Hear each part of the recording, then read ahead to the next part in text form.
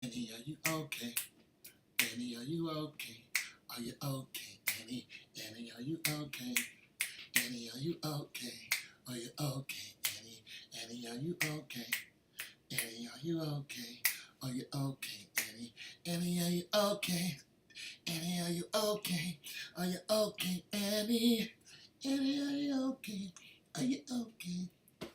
I can't do it like Michael, but that video is got to be one of the greatest videos ever. Like, you've been hit by, you've been hit by a smooth criminal.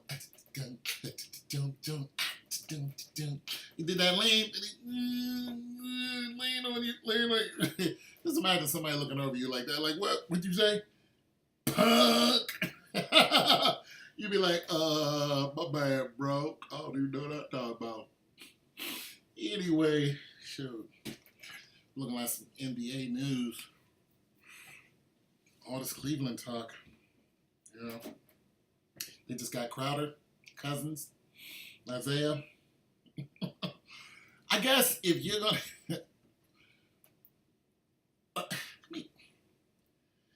okay, I'm looking at it like this. They're drafting from a team that they pretty much wiped the floor with. It just seems like, okay, so you're getting good players from the third or fourth best team in the league. So who you got? You got Golden State, Cleveland. So the third best. Well, arguably, Golden State, Cleveland, the Spurs, and the Celtics. Then the Raptors, and so on and so forth. So when I look at it, I'm like, okay, so you're snatching players from the Celtics, and the Celtics are still supposed to be potentially top dog, where they're at, even though they're just not going to be Cleveland. Although Mikey James seems to think that they're going to be Cleveland. I keep saying they're only going to beat Cleveland in the regular season, and the playoffs are not going to be Cleveland. But then I look at Golden State, and I'm thinking, is Golden State doing any heavy trading? Because I don't see anything in the news about what Golden State is doing. All I see is the big ramp up about what Cleveland is doing. And all the players that they're acquiring, all the people, they're getting rid of. They're on. All the people they're getting rid of. And I don't see Golden State doing anything different. But I don't need to go into the numbers. I don't need to bring up the stats. That's what you guys do. You guys are good at that. I'm just not that deep into it. I make predictions, you know what I'm saying? I kind of call it like, this is what I think is going to happen, and this is why. And a lot of times it has nothing to do with the numbers or who's, got a triple-double or, who's the best in the league. A lot of times it's just centered around LeBron James or whatever he says, and then I'm like, oh, okay, you guys are going to win this year. Now, there is some skepticism. I do have some doubts on my own predictions. I do that a lot. Baseball, basketball, football. I do that a lot. I give my doubts, and when I do, I give reasons for my doubts. And of course, my doubt is Golden State isn't doing anything. If they're making trades, it's not of the powerful bench that they have or the, starting five that they have. Those guys aren't going nowhere. You've heard nothing from Durrant. You've heard nothing from Curry. Those guys aren't going nowhere. Those guys are getting good money. The only thing standing in Cleveland's way is one person, and that is Kevin Durant. And as long as Kevin Durant is on that squad, and they're still, Green is still there, Curry, Clay, and they still got a strong bench. Yeah, they are the team to beat. I mean, that's just good old common sense. They are the team to beat. Here's the thing. Who are they going to match up with who? Who matches up with LeBron James? You know what I'm saying? Who's going to stop him? The answer is no one. Who's going to stop Steph Curry from shooting 20-footers? Yeah, answer is no one. You know what I'm saying? Then you got who's going to stop Durant? Answer is no one.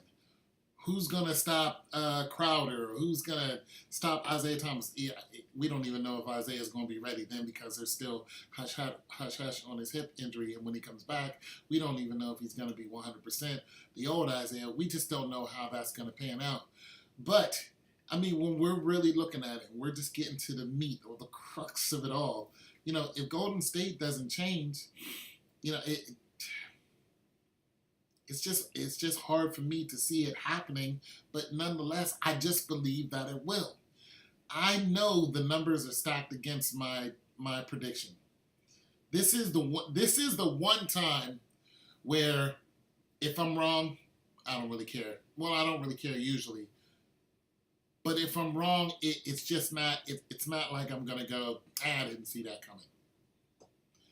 You know what I'm saying? But I'm still gonna hold on to my prediction because I think it's a Cinderella play. I think all this stacking that they're trying to do to make something happen, I think they just might find that one thing to make. And I don't mean the refs cheating for them like they did in Game 5. I mean they might find that one person to stop KD. Hell, they might get Russell Wilson. That's not going to happen. And could he stop KD? But nonetheless, so I just wanted to get my thoughts on that because a lot of you guys are throwing out nah, it's just not going to happen. Golden State is still going to win. I'm not delusional. Like, I'm not looking at this and going, they can still, beat them if they do this.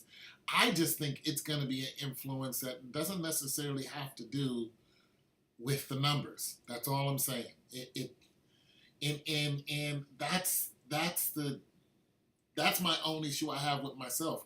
I don't dig deep into the facts. You know what I mean? It's usually hyperbole, conjecture, and just a little bit of tossing some stuff out there, but it ends up coming out right.